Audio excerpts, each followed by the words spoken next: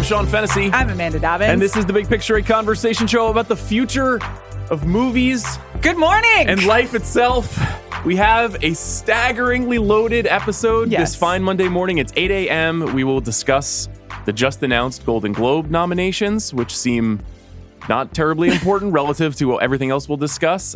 We will also be discussing It Was Just an Accident, which is the new film from Jafar Panahi. It's a Palme d'Or winning thriller, and it examines a chilling aspect of life under the government of the Islamic Republic of Iran. As you may have heard on the show last week, thanks to Adam Naiman, it is one of the great movies of the year.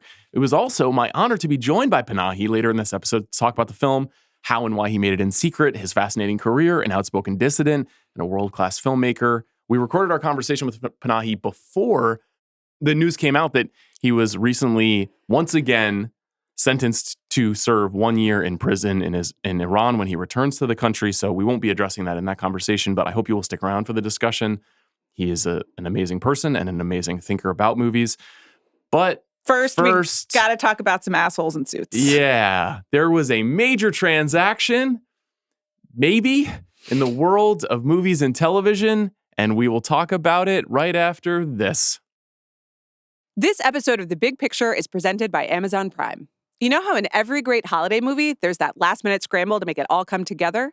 From gifts to hosting essentials, Prime's fast shipping is always there for you during the holidays, especially when it's last minute and just can't wait. So if you need fast, free delivery that saves the day, it's on Prime. Head to amazon.com/prime to shop now. Okay, Amanda. I should have said suit jackets, hoodies, you know? I don't really know. Suits is more of a metaphorical, symbolic term than an actual description of what these men are wearing. Yes, it probably is mostly men who are participating. On Thursday afternoon, we recorded our top 5 movies of the year episode, which is historically one of our bigger episodes, one that we spend all year preparing for. And then, of course, 3 hours after we finished recording that episode, the news came down officially that Netflix's offer to acquire Warner Brothers was accepted, $82.7 billion. Mm-hmm. We have to talk about everything we know about this. Right. But I just want to start by saying I'm very happy that I did not drive back to the studio on Thursday night or on Friday morning or on Friday afternoon. Jack Sanders can attest that I strongly considered coming in on Friday afternoon, even though I had 2 other podcast recordings that day. Yeah. Because in the span of 72 to 96 hours, a lot has changed. Sure. So, including, we should say, as of the moment we are recording, about an hour ago, Paramount launched its hostile bid to try to wrest control of the ownership of Warner Brothers or the sale of Warner Brothers from Netflix. So, you know, this is primarily a podcast about mergers and acquisitions. And it is going to be now. We're really excited to get into that nitty-gritty with you as masters of the universe. So it is ever changing. But I think you're talking about how emotionally you needed some time to sit with it on Friday. And informationally as well. Yes, sure. I wouldn't say I was pounding the pavement as a reporter, but I certainly talked to a lot of people in the business over the last 3 or 4 days. Yeah. And, you know, I think we're going to have to balance this conversation between as much information and context as we can provide the listener who cares mostly about movies. Right. And as much feeling as we can convey about how we feel. So I do want to start with how do you feel, you know, given everything that has transpired, but also taking into account maybe what Thursday night felt like. Right. So there's the kind of like Psych 101 prompt of if you could know the time and manner of your death, would you want to? No, I'm serious. And most people would say no, right? Because we are all going to die. That is part of the human condition. But there is something about knowing how and when that changes your entire experience. And we are finding out how movies are going to not die but change how dramatically. And we have known that this is coming. In many situations, it is already happening. The way that we consume movies and the way that movies are made and distributed and conceptualized and consumed has been changing dramatically for 20 years. And we have known that it would not be the Hollywood of our childhood of the 90s for a long time. But we've just been kind of like, I wonder whether this will happen or this will happen. And there is something jarring about it being written down for you. Well, so actually, it's going to be that Netflix buys it and they will honor all the existing distribution deals, and then they will slowly cut down the windows, and then your movie theaters will be sold out. To watch it go, to have it literalized or mapped out is bracing, if not surprising. I generally agree with you. Yeah. I think I had the same emotional reaction that I expected to have, which it felt like a very totalizing conclusion to that 20-year buildup that you're describing. That it felt like, well, of course it is the company that represents the effect of destroying this thing that matters to us, right? Even if they aren't solely responsible, and I have a lot of feelings about ultimately how we got here, that, Netflix did a tremendous amount of work to destabilize theatrical moviegoing. Yes. And so them taking over arguably the most historic existing standalone studio in Hollywood history and bringing it under its umbrella. And, as you said, honoring its agreements all the way up until that no longer is necessary to do. Felt very sad, very frustrating. It was useful, I think, to have even just 24 hours to kind of chew on it and think about it. There was some immediate reactions to this news, which was, on one side, a lot of people felt an enormous amount of relief because this meant, if this were to hold, that Paramount would not get control. And if Paramount doesn't get control, then maybe perhaps the entire Warner Brothers studio is not enthralled to a Trump rubber-stamped corporation that has the interests of the far right in mind. Right. And additionally, if Paramount comes on in this hostile takeover, and it'll also acquire the cable networks. And so then it becomes this sort of like what feels like a state-run social media ecosystem, because then you're including CNN, you're including the news apparatus, you're combining that with CBS. In the case of Netflix, they're buying a movie studio and they're buying a streamer in HBO. And that's really it. Now, those are two huge things, but it doesn't have that Orwellian quality that some of the Paramount acquisition does. Now, I think that's a very legitimate concern. Yes. And I don't want to minimize it. It just isn't actually the focus of what we do. And also, I will note, administrations do end. There's a very reasonable way to say, well, it'll be very easy for J.D. Vance to continue on, or Trump won't leave office. And we could speculate about those things. That's not what the show does. I do think that in 5 years, if we are looking at a Democrat in office for the president, and Paramount owns Warner Brothers, I'm not really even sure what the political effect of that is. It's hard to gauge what the impact would be. The Netflix side of it really mostly impacts the entertainment business. And everybody that I talked to over the weekend, who you could use the word creative to describe them, was really depressed about this. And they weren't going to be happy about Paramount because it has the same effect, which is it just takes another studio off the board, another buyer off the board. It makes it a less robust economy. Right. But it is consolidation. Yes. And so you're losing jobs, and you're losing jobs in the actual like studio sense of all the people that are employed by Paramount and Warner Brothers, but then also in the amount of movies made. And so that affects everyone who works on a film. That affects the downstream distribution, theaters, which we'll get to. So I understand that Paramount seemed like the quote unquote worst option. And I think we were even sort of expecting it. And we were. Yeah, I was not expecting Netflix to win at all. And also, as of this morning, like, who can say in terms of how it's going to turn out. But the Netflix of it all also, so just it has that emotional, as you said, they have become the figurehead of, quote unquote, killing movies, even if it's all of the companies together that have done it. So there is something tidy. There is something like Aaron Sorkin-esque about Netflix being the one to get Warner Brothers. I totally agree. I think the other shoe that is dropping that we didn't know was going to drop on this Monday morning, but on Friday night and especially on Saturday night, every person I talked to said there's a 0% chance this deal goes through. Right. Zero. Yeah. That between the antitrust organizations in Europe, the Trump administration, people thinking before Bloomberg's reporting that Ted Sarandos had spoken with Donald Trump, that he would favor Paramount, the incredible... Let's spotlight that, Lucas Shaw reporting for a second, which is that Ted Sarandos, has been at Mar-a-Lago. He was at the White House in November. There is obviously a difference between like the coalition of Saudi money and Jared Kushner money and, David Ellison's and the Ellison family's like demonstrated history. But like, and also this is what executives do. They cozy up to administrations. But like Sarandos and Trump have, quote, kept in touch, according to Bloomberg. I mean, there's no way for a deal like this to work without any sort of relationship, especially given the way that Trump navigates these kinds of mergers. And so there was like a real skepticism, a real hidden skepticism, because you can't support it. Like, we're just two people talking.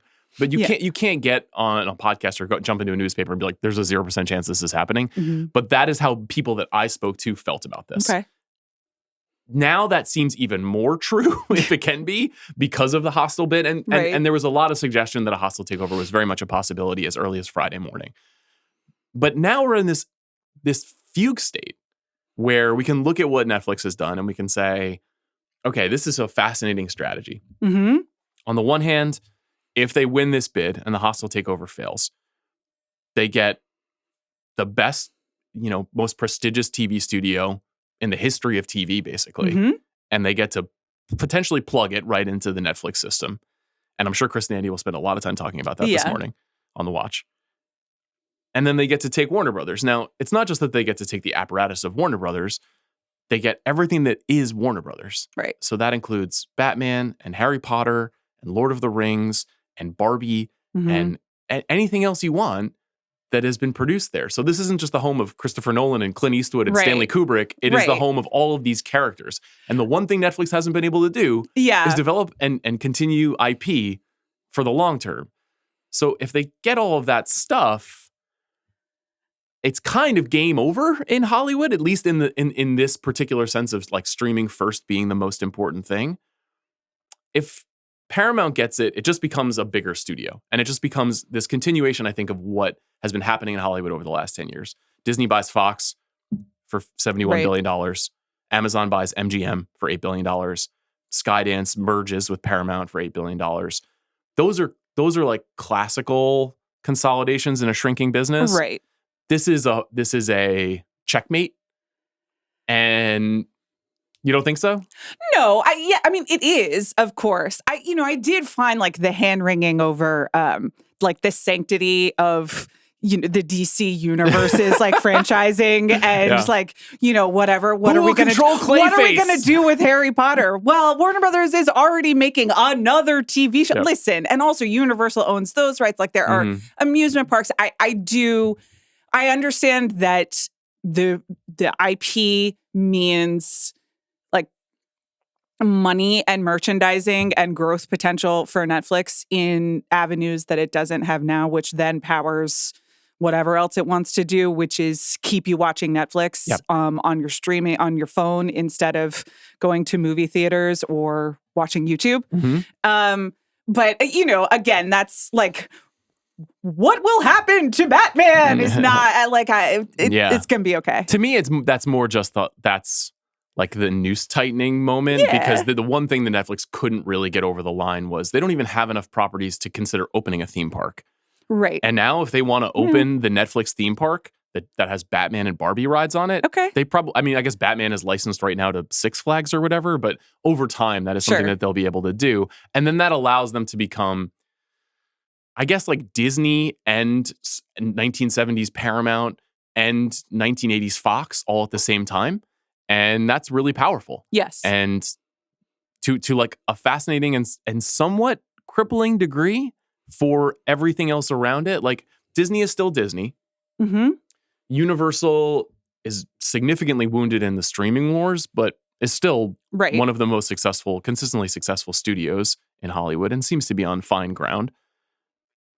Sony, Lionsgate, and Paramount are much smaller now. Much smaller. Sony's had a particularly tricky couple of years. Lionsgate has fallen way back from the Hunger Games era. Paramount, we'll see. They're going to spend no matter what, but it's going to be a little bit like a ripple in an ocean relative to what it could have been if they are able to come back and hostily take over this company.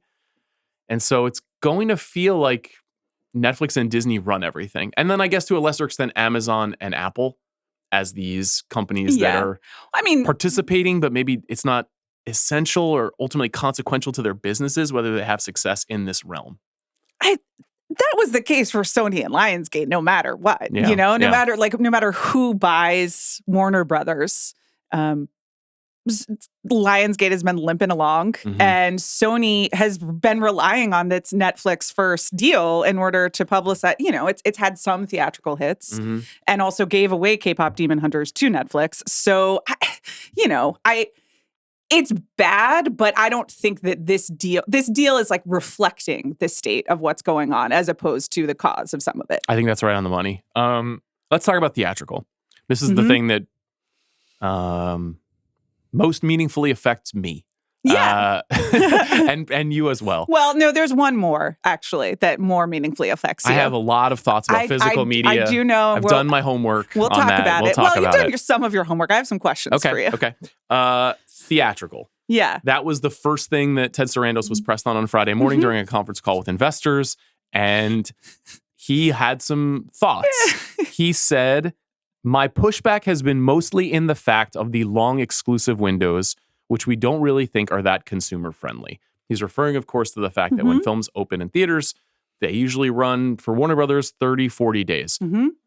15 years ago, they ran 70, 80, 100 days. 40 years ago, they ran 9 months. Okay, Grandpa. They're shrinking. They're shrinking. My point is they're shrinking. They're shrinking. When I was alive in 1987, a film could play for 7 years. And now 12 days and then on to Netflix. And his comments indicate that over time that is what would happen. It's not confirming the fact that, but so this has a very obvious effect, right? Yeah. The effect of this is if you start making the windows 14 days. So you open a film, you open Batman 2, Matt Reeves' Batman 2. And it plays for my most anticipated film. He finally finished the script, That's right. Who knows? Maybe it won't be that film. Maybe it'll be another film in a few years. That movie plays for 2 weeks. The diehards, of course, go. They go, they see it in Dolby, they see it in IMAX, they see it on 70 millimeter, they see it in 40X. The large premium formats are rolling. But Joe and Jane moviegoer are like 2 weeks and then on Netflix. Yeah. The same way they did with Frankenstein, the same way they are doing with Knives Out, the same way that they are maybe not even doing with Jay Kelly. And they get in the habit of saying, "I'm good, I'll wait." Because it's logical to wait. It's logical to not spend $118.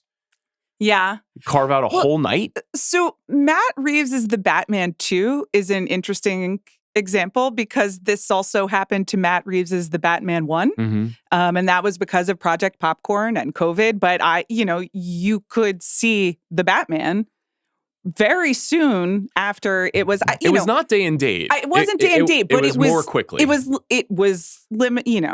The window was closed, and it was more of an experiment in trying to get things to people because of the way that COVID and theaters changed availability. So I know.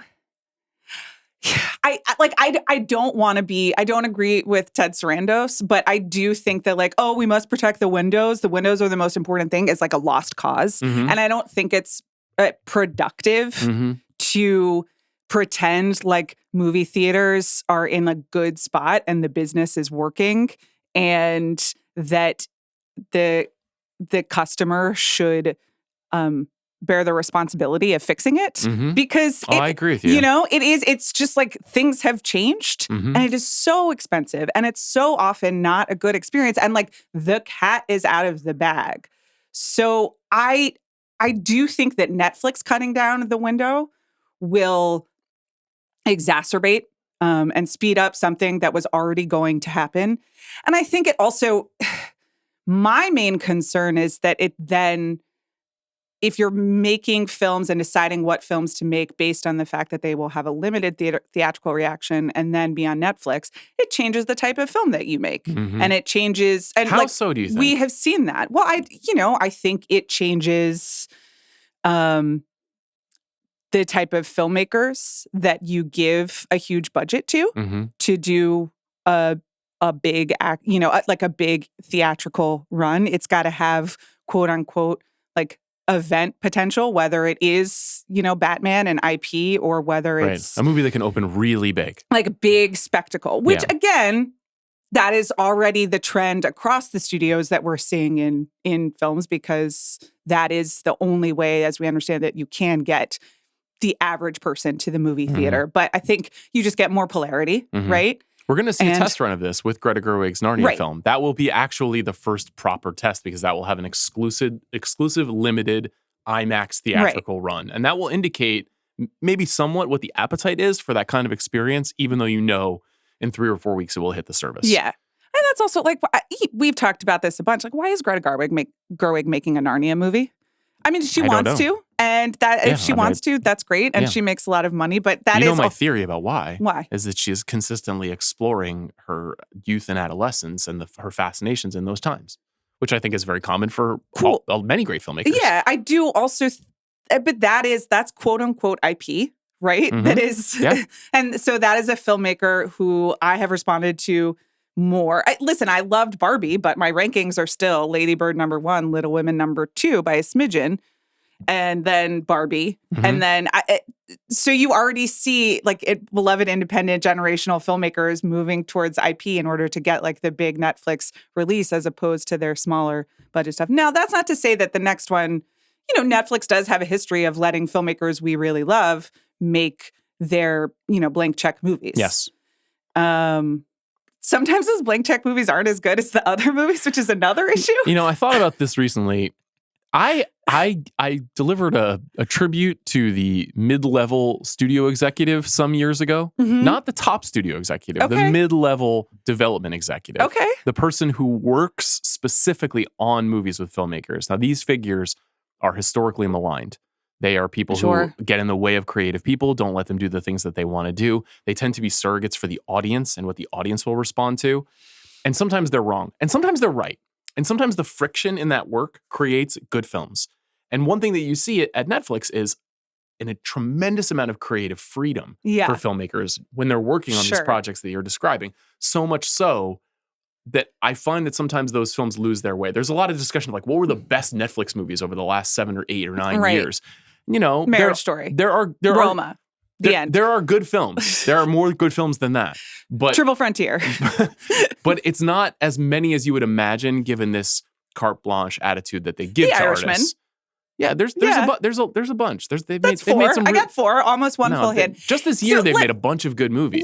That's true. Or they acquired them in the case of Train Dreams. Yes. Let's rephrase. Let's say Notes are good. We love Notes. Yeah, I think within reason. I think boundaries historically are good in the movie business. This isn't painting. It is a commercial art form. So I don't think that we need to be like defending executives on this podcast. I'm not, I just would like I think I'm indicating. I personally would like to distance myself from that. It's another potential outcome, though, of if this in fact transpires, that you continue to lose another part of the business that even if it wasn't the most glamorous or interesting or even defensible part of the business, did exist and made movies the way that they were for so long. And it's one of the reasons why movies are not the same as they were. So that's one impact. The other thing about the theatrical aspect of it is that, Sarandos has had this interesting stretch of kind of contradicting himself, and I don't think it's purposeful. I think there's an evolution in the business that they're pursuing. For years, they said they wouldn't do live. For years, they said they wouldn't do sports. Yeah. For years, they said they would only do binge drops and they wouldn't change their release model. For years, they said they wouldn't put anything in theaters. For years, they said they wouldn't do things like IMAX. They do all that stuff now. That's all happening now. So, as I said when we talked about this on the Sentimental Value episode, it wouldn't stun me if in a year Netflix bought Regal. That isn't, if the laws were able to change and studios could own it, there's so much business and money to be made in another Barbie movie, in a Batman movie. There's a lot of money to be made in that business still. Even though things have changed and they're not as good as they used to be, look at Zootopia 2 right now. It made $900 million in 2 weekends. Right. That's incredibly, incredibly powerful. So there's a world where he once again contradicts himself. As recently as 2024, he said that he thought that Barbie and Oppenheimer would be as big a phenomenon if they went straight to streaming. Well, sure. Like, that's just a crazy thing to say out loud. You know that you can't trust anything that an executive says at all times in the industry. They are like getting paid more than you to lie to you. Like, that's fine. That's He's the job. paid more than I am. That's not fair. That's okay. I think that you're right that they have consistently updated their business, and I have wondered, the thing that we have not really said in this is that movie theaters are not really Netflix's rival at this point. It's YouTube. That's right. And they are just trying to get as many people as possible to look at their streaming service instead of YouTube. Otherwise, their stock goes down and they can't pay back all of the people that invested billions of dollars in them. So I am beginning to wonder whether, there's got to be a ceiling on the number of subscribers that they can reasonably expect. And so once they hit that, they have to keep adding new revenue streams. Yes. So maybe this is a way for them to start making money, whether it's through amusement parks or through the theatrical. And they just need additional sources of income because they aren't going to be able to keep growing subscriber-wise. In a quiet moment of positivity over the weekend, that is the exact thought that I had, which is it's going to be impossible to go from 300 million subscribers, which they currently have, in addition to tacking on whatever modest incremental bump you're going to get from adding HBO's 130 million, most of which already have the service. Yeah. You're not going to get to 700 million subscribers. That's not something that's going to happen. So inevitably there is a ceiling. There is a plateau moment. And in the past, they've been told that they've plateaued and then they've gone up again. They've added new items, new offerings. This is one of the shrewdest entertainment companies in the history of the human life. They truly consistently are like, we have another thing that will help us continue to grow. And this is the maybe the biggest step yet. But you're right that they're going to have to find other ways to make money. And movie theaters, at least for now, could be that. I don't think it's the long-term solution to the point that you were making before. We have been watching this slowly, if not die off, just evolve into a different kind of and much smaller business. I think back to May 2024. I did my solo into camera thing post Furiosa box office weekend. Yeah. And I was trying to not freak out in that essay. I was trying to say, let's just keep our head downs and go see movies. It's a little harder to send that message now, to just be just keep your head down and just keep supporting films, keep watching movies. Right. Well, to this audience, to people who have listened this far into a podcast and who care about films and going to see movies and who are cinephiles, we're not going to single-handedly save the business because we're the niche market, and money can be made off of us. But so Seth Rogen in the studio meme, I'm single-handedly saving movies. But I do think if you care about movies and you like going to movies, sure, keep going to movies. I don't think that's terribly bad advice. What else would you say to the aspiring cinephile to help fight the M&A raiders? I mean, you will not win, so don't worry about winning. I think just support the things that you like is obviously the best thing to do. This did have me thinking a little bit sociologically and anthropologically, though, about what Netflix is and how they have gotten to this place. Yeah. And I do think that that's worth exploring a little bit, because to me, it is really about this soft exploitation of convenience. And the theatrical experience is connected to that. Because originally, when this company came around, I was very excited because the idea of getting 3 DVDs of a vast library of films at my home in the mail without having to leave my home, and I could keep them for as long as I want, that was an amazing service. Right. It did kill video stores, which is something I cared about, but they were already dying. And this just sped up that process. Likewise, binge watching 12 hours of your favorite show all at once in one night, and you can watch it. And before I had a child, I would comfortably watch 6 hours of television in a row. I will never do that again. Yeah. But that was a fascinating thing to get. I think we're all kind of burnt out on that model now, and Netflix even seems to be a little bit burnt out on that model.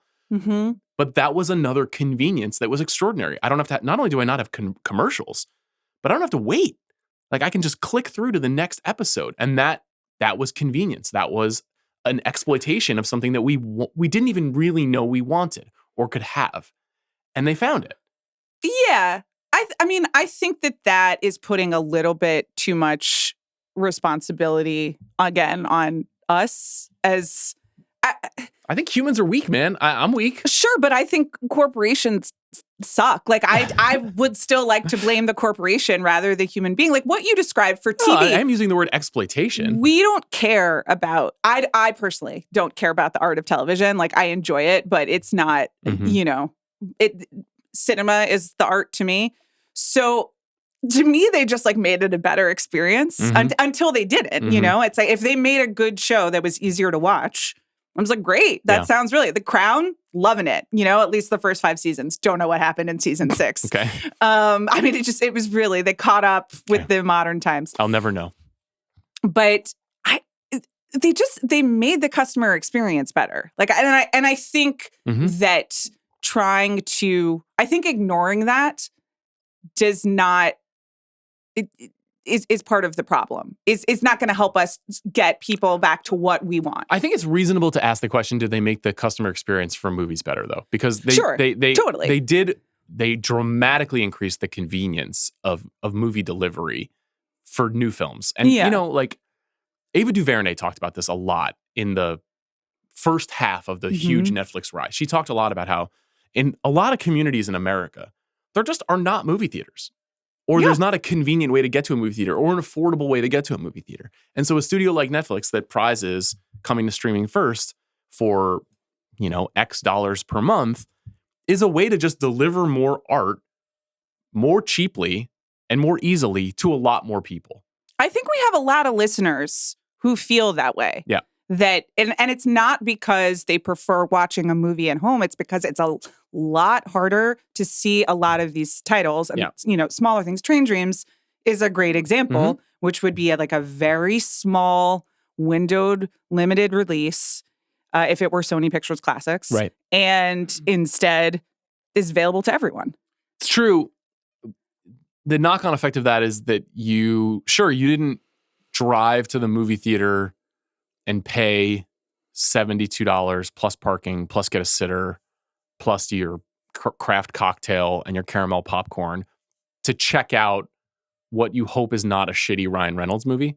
Yeah. But then you just get to watch the shitty Ryan Reynolds movie on Netflix at home. But the lack of experience and the sedentary quality of watching things at home, it minimizes its emotional impact. I think you just yada-yada'd like $150 to $200 though, which is like an incredibly material part of this. Like, it is wildly expensive to go to the movies. I cannot believe how much a bucket of popcorn costs. But this is not like a public trust. It's a hobby. Like, if you want to participate in the hobby, it costs money.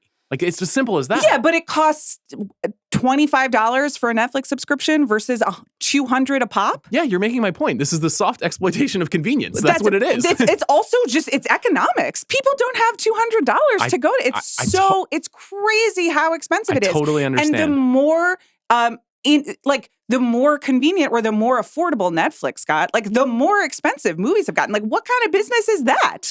Like, here, now your water's $12. Like, it's, I understand there are a lot of things at play, but it's really, really, really expensive. And so are groceries, and so are a lot of other things. And it's just like, it is a bad business. They can't get out of like their leases. Like, they can't get out of their lot of stuff, but you really cannot discount it. It is fucking expensive.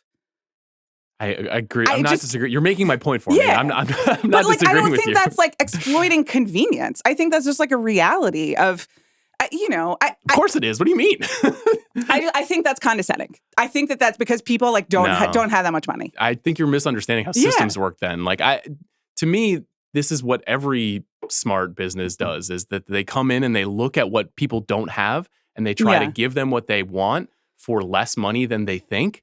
The thing is, if a deal like this goes through, let's check in on what a Netflix subscription costs in 5 years. Sure. Because it won't be what it costs right now. And over time, they will continue to shift the financials to make this like cable television was 10, 20 years ago when you would wake up one day and open up your cable TV bill and it was $250. And I remember that being incredibly bracing for my parents. And they were like, when did this happen? And how did this happen? Yeah. And then all of a sudden it became, well, you have the standard package and you have the movie package and you need broadband Wi-Fi. And also we have this additional channel that you might want and there's an upsell there for $12.99. This is what will happen. Like this is the way that they like essentially reconnect the revenue stream over time. That's true. And that's true of every single Silicon Valley business model where they give you something very cheaply and then they ratchet the price up over time. I just don't think that you can the movie theaters have not responded in any meaningful way. And it's not defensible to ask people to spend $200 to go to the it's just, that's fine. It can be a hobby for some people, but that's not viable. Mm-hmm. I agree with you. I'm not disagreeing. I mean, the thing is that there are still a lot of people who are willing to go. It's just that they're not willing to go 30 times a year. They're willing to go 5 times a year. And so I don't know if there's a way where the business itself can kind of reorient where that is allowable, where to your point about like leases and this like established economy of multiplexes. Right. And that thing that grew over time from 1985 through 2005, that is not manageable. And so I do think you'll see like a knock-on effect over time if Netflix goes through. If Paramount doesn't go through, it's kind of interesting like what happens to theatrical, because Paramount will start making, even though they'll make fewer movies when they were 2 separate studios, right? Their focus is going to be on theatrical. That's pumping up Paramount Plus and making theatrical work is kind of a core part of the business. It is the core part of the business. Yeah. Whether or not they can be successful at that, like maybe that actually augurs even more failure in the theatrical business if their movies don't work. We don't know. There's not a ton of history of Skydance having great taste beyond Tom Cruise movies. That's true. And even those, it's really, Top Gun Maverick, they sat on it. They would not release it during the pandemic. They were right in that one. Yeah. And then every single Mission Impossible since has been sort of soft. Yeah. And has lost its IMAX screens pretty quickly to another big name director. Yeah. You could make the case that if Netflix is true to their word, which is that they're going to keep Warner Brothers Film Studio as a separate and distinct business and release their movies in theaters for, let's say, 10 years. Mm-hmm. I'm not saying they're going to do that, but let's just say for the sake of conversation, that could be a better outcome. That there's a case that's a better outcome from a pure film-going experience. Sure.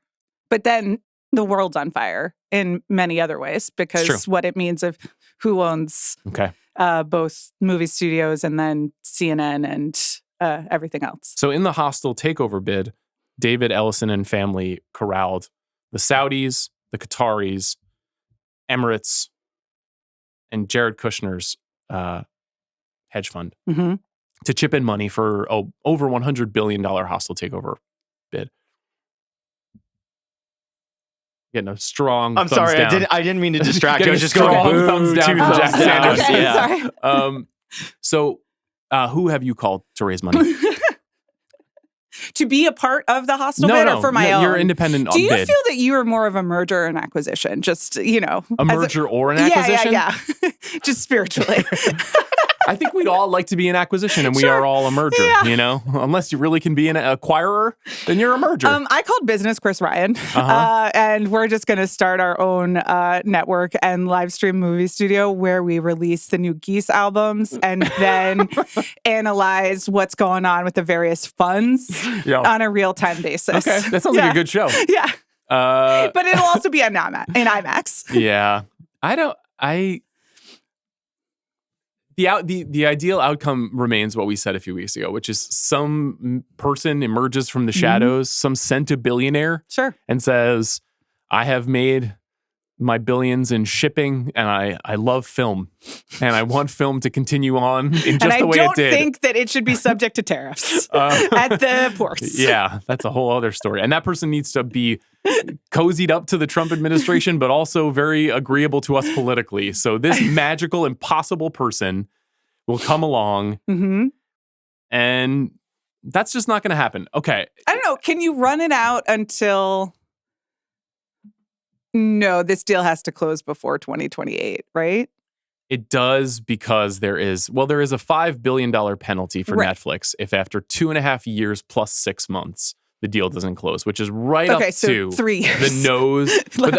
I think there's like a 6-month sure. waiting period Yeah, that's got it. indicated in the deal offer from Netflix. But $5 billion is an insane penalty. But I actually think that Netflix is really smart. And the reason why I said it was a win-win earlier is because, yeah, sure, maybe they get this. Maybe they get this and they end the streaming wars officially, right? They rise to victory. They slowly take over the movie watching experience in America.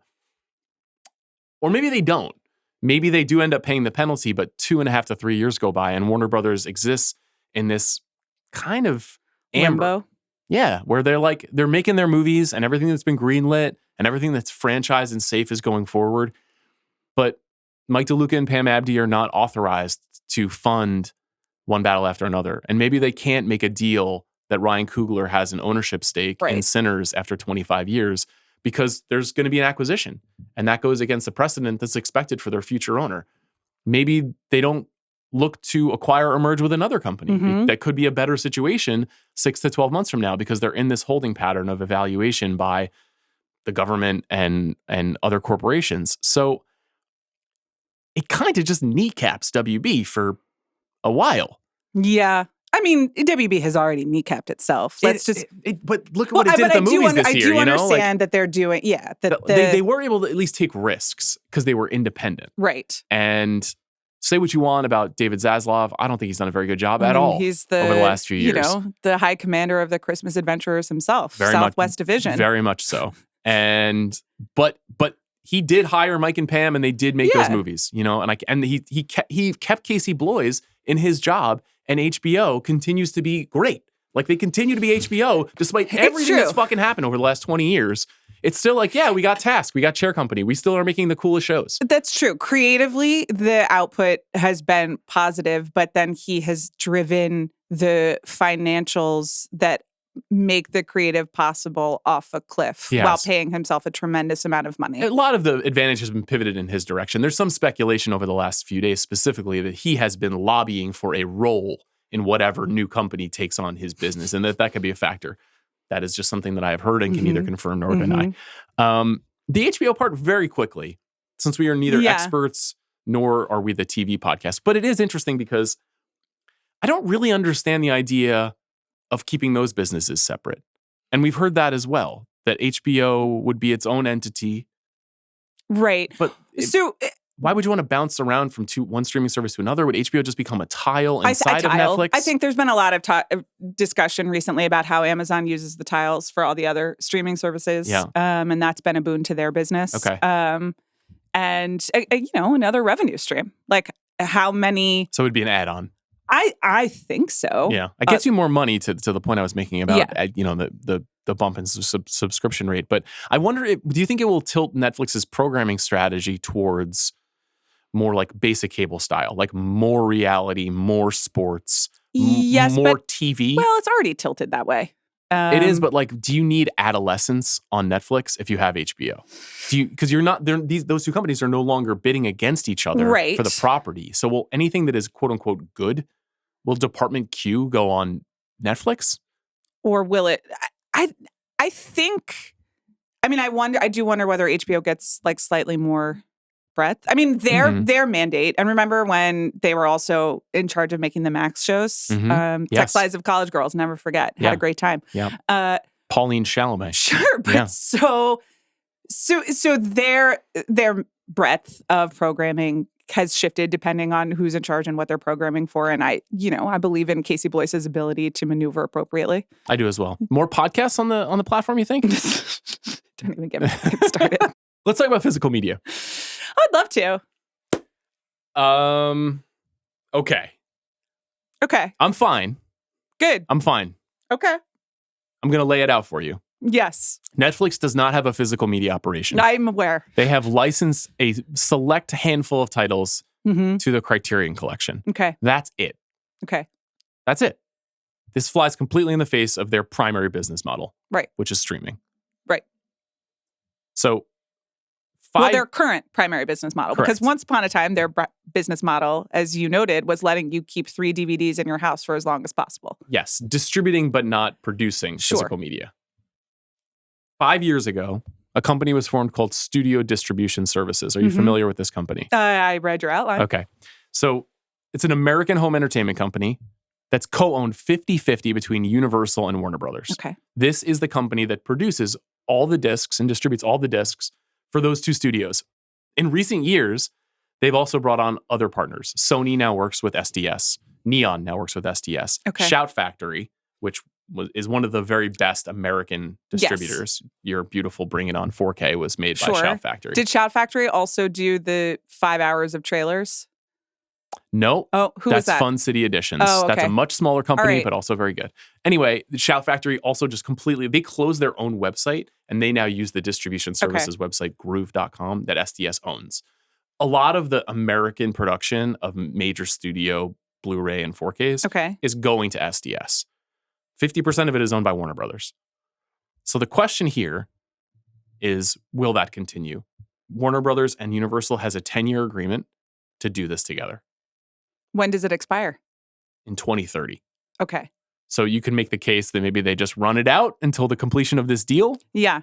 You can make the case that this is a new business model for Netflix as well. I have thought about that. As I said to you when this was first announced and you said, oh no, what about my Blu-rays?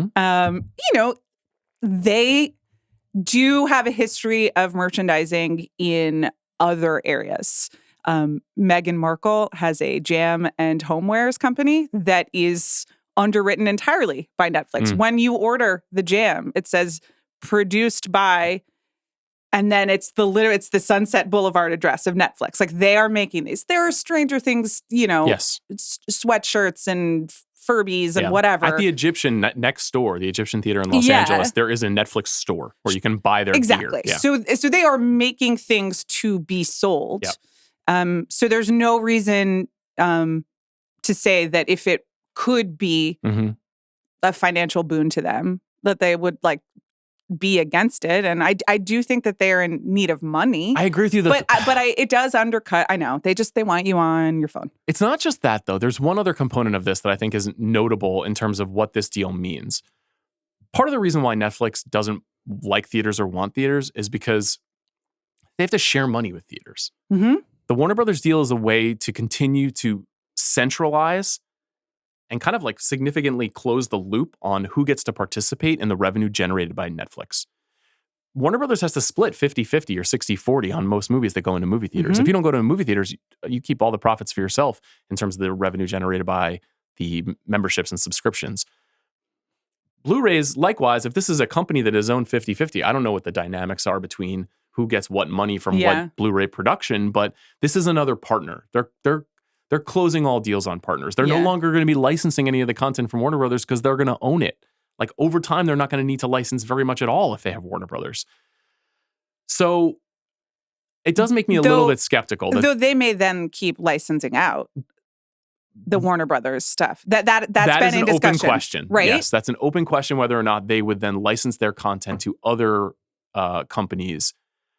They've never done that before. You can't watch a Netflix show on any other service now, as far as I know. And so that would be a change as well. We're talking about a world where a lot of changes. If no changes happen, if it's just everything's going under Netflix and there's no more movies going into movie theaters, I'm gonna freak out. Yeah, I actually am gonna freak out. Sure, I will too. It will be in a different way. Yeah, but that would suck. Yeah, I will go walk into the desert. That would really suck. My question for you about physical media is less about your ability to have steelbooks in your garage and more about what those smaller labels do in terms of preservation and things that have historically been buried in libraries and archives being available and how that works long term. You can't, to your point, you can't get a Netflix movie anywhere. From any other service, you also can't rent it from the library. Right. Well, I'll use an example. They're not on Canopy. I'll use an example from the Unboxing Boy video that came out over the weekend. One of the items that Eileen got for me was a new leaf, and a beautiful edition of Elaine May's A New Leaf. It's a 4K of the movie, which had not previously been available in that format. It was released by a company called Cinematograph, which is a subsidiary of Vinegar Syndrome, which is one of the biggest independent distributors of Blu-rays. A New Leaf was licensed from Paramount. let's say A New Leaf was a Warner Brothers movie. Right. My gut tells me Cinematograph would not have rights to license that title. And I don't know who is responsible for restoring and now preserving the 4K upgrade of the movie. But is Netflix going to care about that? Is that the kind of work that they're going to do? Warner Brothers in particular has Warner Archive, which is arguably the best just kind of like historical churn them out system that we have, where they'll just like look at the list of films that they've made, the hundreds and hundreds of movies that they've made over the last 100 years. And they'll be like, what about this cowboy movie from 1939? This is of note. People will want to own this, and they'll produce a version of it. Maybe they only sell 500 copies, but there are just go to warnerarchive.com and look at everything that they've made. Related, except for Steelbooks, Warner Brothers also has Turner Classic Movies. Yes. Which, according to Deadline, is going to be a part of the Warner Brothers Netflix. That I Googled this morning. Is that the sole channel that would be moving over? I believe so, as opposed to the Discovery. So that's another tile, essentially, on Netflix. I guess so. But, that is currently a television network and festival and program that does a lot of surfacing of the amazing Warner Brothers catalog and history and programming that will now be under the control of Netflix. So how and what will they do? What is their commitment to, preservation and historical programming? Yeah. And it's funny that experience actually always, I think, made more sense to people on television. Like Paul Thomas Anderson talks about how it's always on in his house, that you just go into his house. It's just TCM all the time. Whereas like, it's actually hard to get people to press play on an old movie, like a black and white movie on streaming. It's the old saw about you're just clicking through Netflix for 20 minutes because you can't pick what to actually watch. Yes. But TCM just pressed play for you. And I was like, no, check this out. What about this old cowboy movie from the something? What about, XYZ? Yeah. So the truth is that we just don't know with physical media. And I don't want to, there is an optimistic look at it. There is a way to say, well, this company exists. They're not going to disband it because of this agreement that they have. The work that they're doing right now is pretty cool. Like, stuff is on sale all the time on groove.com. Like, it's actually more affordable than going to a movie. It's like F1 is like $11.99 to own on 4K forever. That's part of my point of this is like, if a plane hits a server somewhere and knocks out everything that's backed up on Netflix, like we might lose stuff. Like we might lose stuff in perpetuity. I get it. I like in the larger like Library of Alexandria sense, I get it. Again, like your ability to buy plastic is it like I'm not buying plastic, I'm buying movies. They're like, connected. That's the truth.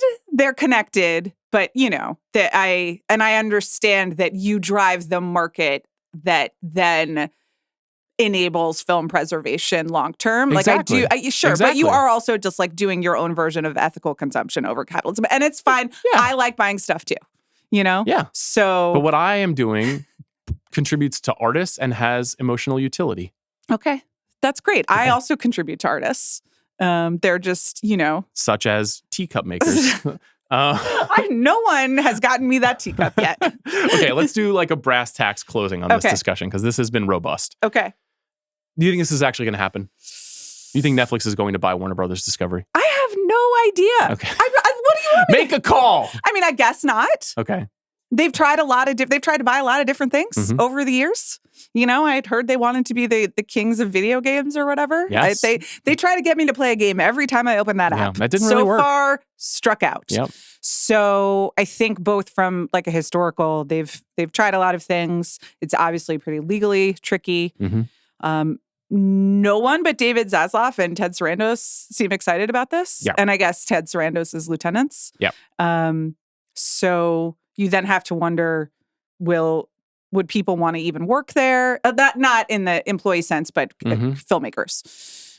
So I have thought about that a little bit. It's really hard to say because there's going to be only a couple of games in town at this point. Yeah. So, and Netflix, to its credit, by dint of that freedom and budget, has been able to draw in the best filmmakers alive. Like they've really had very little trouble. There's a handful of people. Now, we did hear that the DGA issued a note about their concern over this. And I have seen people speculate, like, if Christopher Nolan kind of rallied the troops and they really dug their heels in the ground, which is not something the DGA historically does.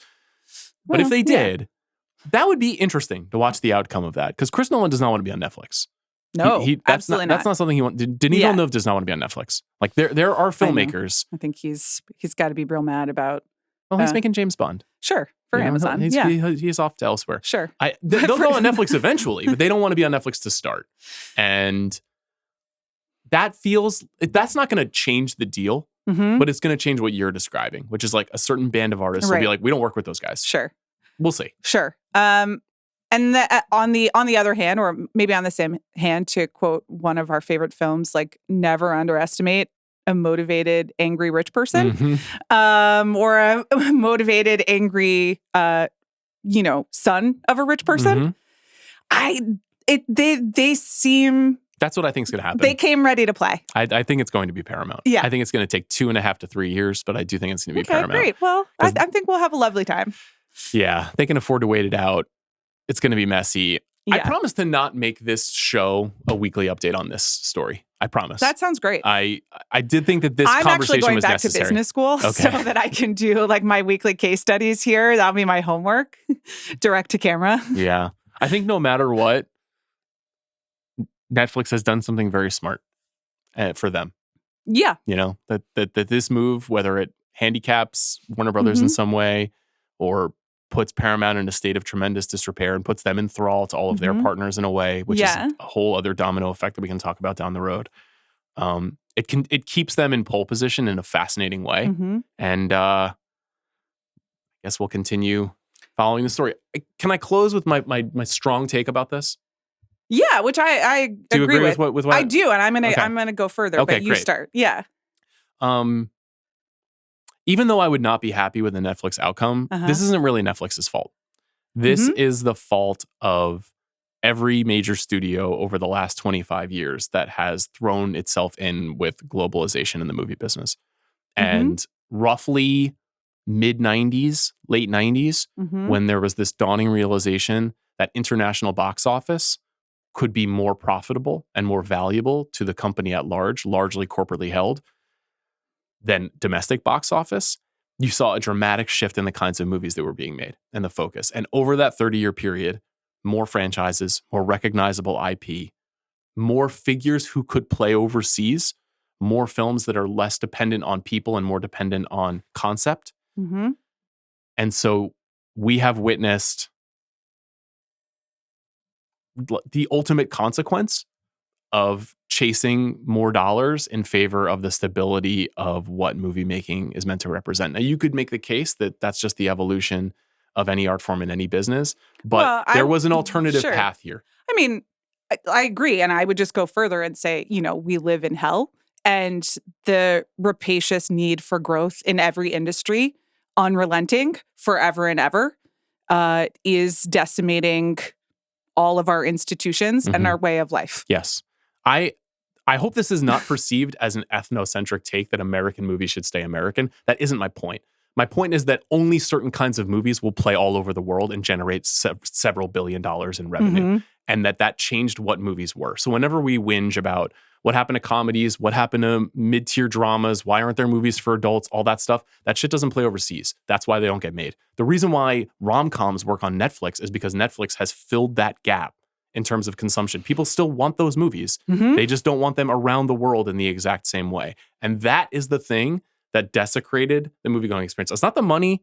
It's not how much it costs. It's not even the convenience machine that Netflix built that we're talking about here. It was the desire to grow yes, for 30 plus years and essentially spiking its own in its own end zone. And to have to keep growing even now. Part of this is happening because Netflix has grown and grown and grown and grown. Yes. And so is YouTube, and so is Amazon, and so is TikTok. And they just have to keep getting more. And it's not going to end. And there's no one who's going to come in and say like, hey guys, too much growth.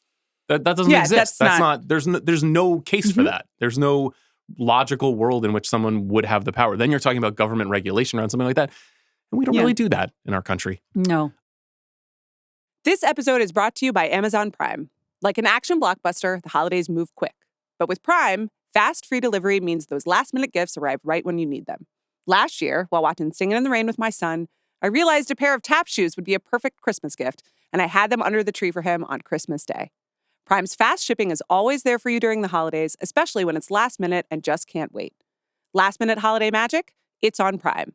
Head to amazon.com/prime to shop now. So that's our thrilling conclusion to that discussion. Yeah. Outlook, great. I'm really excited for the world we're handing to our children. Which is a great segue to the leader of the Golden Globes nominations. That's right. Look at me. Nice job. Thank you. Thanks so much. Well done. Thank you. It's going to be one battle after another this award season, literally and figuratively. Let's talk briefly, or maybe not so briefly, about the Golden Globe nominations. Okay. So the Golden Globes are pointless. They have nominated all of the cool and good movies. Yeah. And none of the bad and lame movies. True. And they are looking more and more like the Academy Awards has looked in recent years. They're increasingly international. Yeah. They're identifying great works by auteurs. They've kind of wrung out a lot of the cronyism in their organization over time. There's a new form of cronyism perhaps in place, but it's the old HFPA is gone. Sure. The HFPA that nominated Deadpool in Best Comedy or Musical is no longer around. This is a very different organization. Yeah. Since their remake and their relaunch, they have just been clinging to the coattails of every single awards blog and just trying not to ruffle any feathers. Yes, exactly. And there's every once in a while it kicks in with we really got to have Kate Hudson here and I'm happy for Kate Hudson. She's been doing karaoke in order to promote a film that I can't remember the name of. Song Sung Blue. Sure. Have you seen it? Not yet. Okay. Next week. All right, that's exciting. And I think I have to go see Anaconda, so Okay. I'll have to wait on that one. Why not both? Because I have a job and children. But yeah, it's predictable.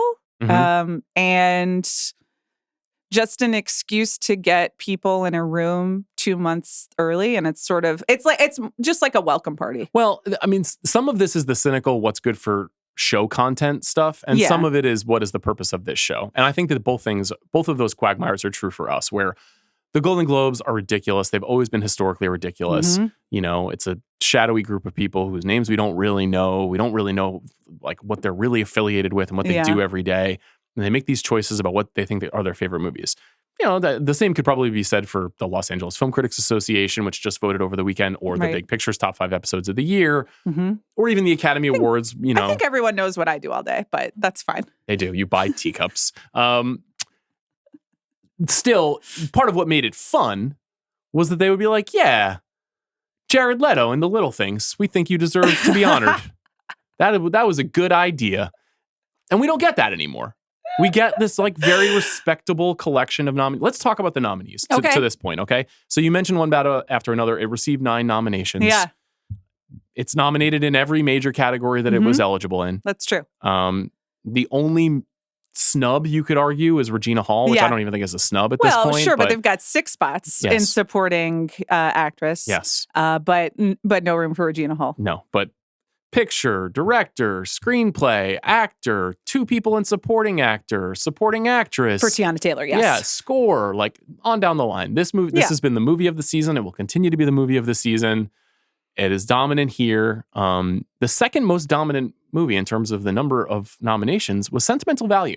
Were you surprised by this? I was. Though I guess they're embracing international. As you noted, it's a very international mix. 5 non-English language features represented in the 12 total Best Picture nominees among drama and comedy or musical. Right, which I was surprised by. I think even a few weeks ago, even maybe on our last Best Picture Power Rankings, it had not felt that the international features, there wasn't a pop favorite like Anatomy of a Fall, say, however many years ago, or Parasite. And I think that's changing a little bit as the releases widen. And I think it was just an accident, has really had its moment both through all the awards bodies and wider release and Jafar Panahi's sentencing. So, I think that it's starting, and maybe we were just I was a little too soon on that, but sentimental value, it had been waning. And that's not just me talking. I wonder if this is going to be impactful or not, because 4 acting nominations, Joachim Trier has 2 nominations here, including in Best Director, where he pushed out some other people who were competing. And I don't know if this movie is win competitive against a Hamnet or a Sinners, but we'll see. So in addition to the 6 nominees in every category, which as you've written in the document is weak, make choices. Mm-hmm. It's pathetic. Right. We have 2 categories. We have Best Drama and then Best Musical or Comedy. And I am not one to care about category fraud, and I don't think there is such thing at the Golden Globes. But it's confusing right now. One battle is running in comedy, but Sinners, which has many musical elements, is running in drama. Yeah, they should be flipped. Yeah. And I mean, there are so Sinners is up against Hamnet. Sentimental Value is also in drama. Something else is in comedy or musical that to me seems. I mean, Nouvelle Vague is in musical or comedy. Well, sure, but that's just, I'm happy for Richard Linklater. I am too. Blue Moon and Nouvelle Vague, wonderful. Yes. I couldn't think of another time where a filmmaker was nominated twice in the same Best Picture category at the Golden Globes. I'm sure it's happened, but I couldn't think of an example. Was Aaron Brockovich in Traffic? But I think Brockovich was probably comedy. And that's obviously also the only one that we can think of. And that delineation. What a time for Steven. Yeah. That's really interesting. I'm very happy for Richard Linklater. I'm very happy for Ethan Hawke for Blue Moon. I think that those are wonderful nominations. The Nouvelle Vague one threw me for a loop a little bit. I did not see that coming. Also at the expense of Jay Kelly, which was not in Best Musical or Comedy. Very notable. George Clooney and Adam Sandler did get nominations. They did. Well, you could make the case that this was really at the expense of Wicked for Good. Well, yeah, That Wicked for Good is not in Best Musical or Comedy. That's big news. Yeah. We talked about it. We took it out of our last power rankings. But I thought that it would get one of the 2 extra spots in musical or comedy, and it did not. So you saw it's been sinking like a stone at the box office too. Yeah, of course. Yeah. People are not feeling They're not really enjoying that movie. Yeah. But Gonya gets a big boost. Sure. 3 nominations. It gets in comedy. It gets Jesse Plemons and Emma Stone. That's another one where yes, technically it is very funny. I laughed a lot, but yes, debatable how what are we doing how here? funny or painful it is. Both House of Dynamite and Wake Up Dead Man completely shut out. Right. And as you mentioned, no Jay Kelly in Best Comedy. Hamnet's got 6 nominations. Sure. Which is pretty much exactly what it needs to do. Yeah. It's churning along. Thursday, we're going to talk about it. I am going to see it in an hour and 20 minutes. Okay, very cool. That's an 11 a.m. Monday Hamnet screening. Very, very after cool. Golden Globe nominations and the death of cinema. Okay. So, well, not according to you and Chloe Zhao, who was also nominated for Best Director for her work on that film, as were Jesse Buckley and Paul Mescal and Max Richter for his score. Avatar: Fire and Ash. Yeah. It received a achievement in cinematic and box office and cinematic achievement? Yes, it is. Yes, cinematic and box office. It's cinematic first, but then also the box office, which we should know Wicked for Good also did. They're relegated to the blockbuster category. My beloved F1. Sure. And K-pop Demon Hunters. Yeah. Which is how you know that cinematic is first before box office. Cinema is back. Yeah. Thanks to K-pop Demon Hunters. The acting. So let's talk about the song just briefly, which is Wicked. The 2 new Wicked songs got nominated and only Golden. Shameful. Justice for Soda Pop. To me, it would be What It Sounds Like. Okay. That is my daughter's favorite song. That's the song I'm most familiar with. Mm-hmm. I think there's a case for Takedown, for Strategy. There's a lot of jams. Free. Yeah. A lot of bangers on K-pop Demon Hunters. Right. K-pop Demon Hunters won Best Animated Feature at the New York Film Critics Circle. Isn't that amazing? It's wonderful. So strange. Okay. I was sort of surprised it didn't make it into Best Musical or Comedy. If they really wanted to throw some, They're not really elbows. interested in appealing to the pop sensibility here. That's just not, this works. Well, they are in cinematic and box office achievement. I know, just junk that. It's just such a waste of time. Nobody cares. Let's talk about the kind of broad picture of acting nominees. Yeah. I think the leading contenders are still the leading contenders, right? Your Chalamets and Leos, your Jesse Buckleys, those people, nothing has really changed there. No shocking surprises. But because you've got 12 lead nominees in actor and actress, you've got Jeremy Allen White, Julia Roberts, Oscar Isaac, Tessa Thompson. I don't really think these people are very nomination competitive at the Academy Awards, but they're going to be nominated here. Yeah. Weird. I'm happy for Tessa Thompson. Nina Haas was not recognized in supporting for Hedda. I was just doing my best performances of the year list. Yeah, and but that's because you only get one supporting category for both drama and musical Tessa Thompson comedy. was in Hedda, which we have not discussed on this show, but probably will come up before the year is over. Is that coming out sometime soon? Hedda, it's on Amazon Prime right now. Okay. Yeah. And you both have seen it? We have. I have, yeah. 5 words or less? An interesting adaptation that doesn't quite get there. Okay. Nina Haas was good. You mentioned Emily Blunt. Yeah. Is in supporting actress. That's, some Globe's got a Globe every once in a while, She was in The Smashing Machine, which so many people have seen. The supporting nominations, there's only 6 total for actor and actress. Those feel to me very close to where we're going to end up with the Oscars. Not a single Sinners supporting nominee, which to me is the one,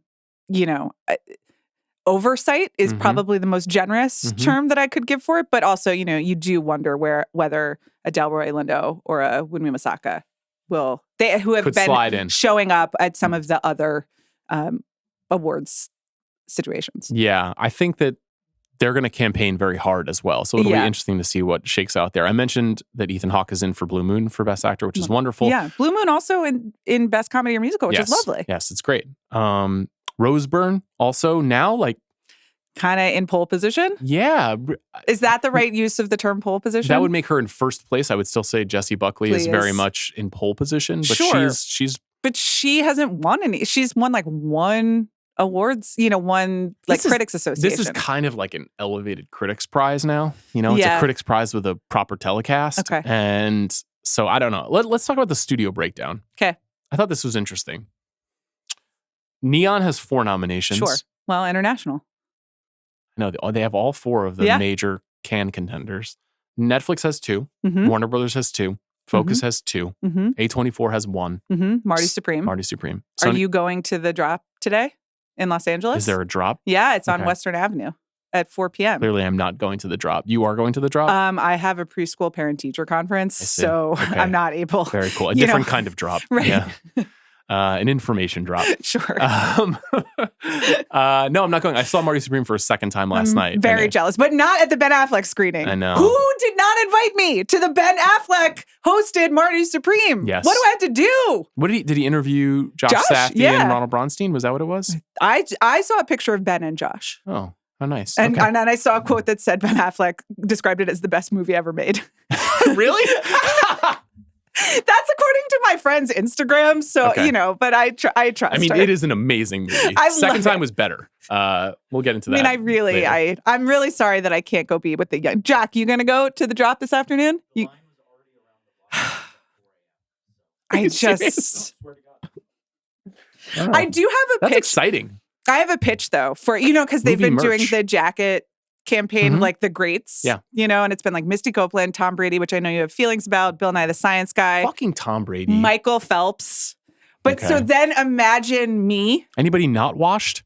As the greatest mommy. And it'll be me in the jacket and my Velcro rollers doing magnetiles with my kids because you can have it all in the world of Marty Supreme. Yeah. I just want them to think about it. My version of that will be a live capture of my Blu-ray shelves while I'm wearing the jacket. And I'll just be rearranging and be like, oh, actually, no, the Fury comes after De Palma's Obsession. So I got to make sure that those are in chronological order. Yeah. And then I will be the greatest at organizing Blu-rays. You'll be the greatest archivist and I'll be the greatest mommy. That's great. Okay. Other good surprises. Yeah. Lee Byung-hun from No Other Choice getting in. No Other Choice getting in at Best Musical or Comedy. I'm excited. That's also, crazy. Once again, it is very funny. I guess it is technically in a draft, we would allow it as a comedy. Oh, it's definitely a comedy. Yeah, it is a comedy, but it's satirical it's like, comedy. Sure, yeah, but it is also very violent and dramatic. Yeah, and I think that's actually, even though I agree with you about the sinners in one battle thing, and that there is something dishonest maybe about how they've been navigated around one another. It's the Golden Globes. It is the Golden Globes. But a movie like that, I mean, I just put it on my top 5 list, and I did it in part because I was like, I feel like this is it's fallen away a little bit, and the park super fans will get into it and they'll love it, but it's not going to really be contending. Mm-hmm. I don't know. Maybe. Maybe. You know, if Wicked for Good and Avatar are actually out I know, at that's the Academy weird. Awards, Yeah. it could get in. That'd be great. Okay. Ava Victor nominated for Best Actress. Never would have predicted that. I mean, fascinating. Love that movie. That movie is definitely still competing for Best Original Screenplay at the Academy Awards. Okay. I don't know if Ava Victor is competing for Best Actress at the Academy Awards. It is an expanded field at the Golden Globes, but screenplay is the coolest award. So It is the coolest award, especially original screenplay. Mm-hmm. That's where you want to win.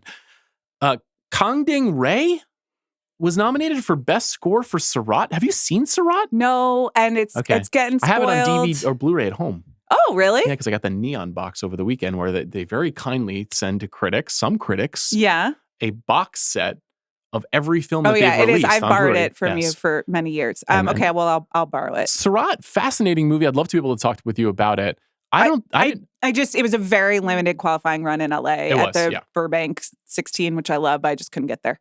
I don't know when it'll come to streaming, but I recommend it with some reservations. Okay. I mean, knowing what I know, I'm ready.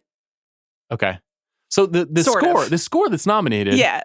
I don't even know where this came from. This is the by far to me the most outlandish pick. So the film is set in a desert landscape in rave culture. Yeah. And the score is primarily electronic rave music, and it's really good and effective in the film. Like, it really gives the film a heartbeat Yeah. and an energy. But this over Marty Supreme is crazy to me. Like, crazy. I haven't seen Surat, but yes, Marty Supreme is maybe the score of the year. It's incredible. Yeah. I'm having just seen it again last night.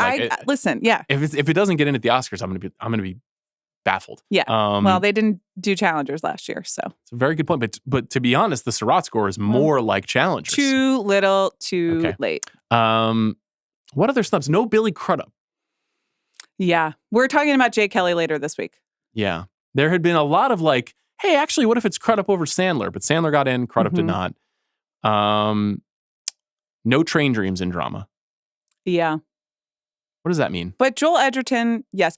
Well, they allotted 2 Netflix spots, and they went to Nouvelle Vague and Frankenstein as opposed to Jay Kelly and Train Dreams. Yeah.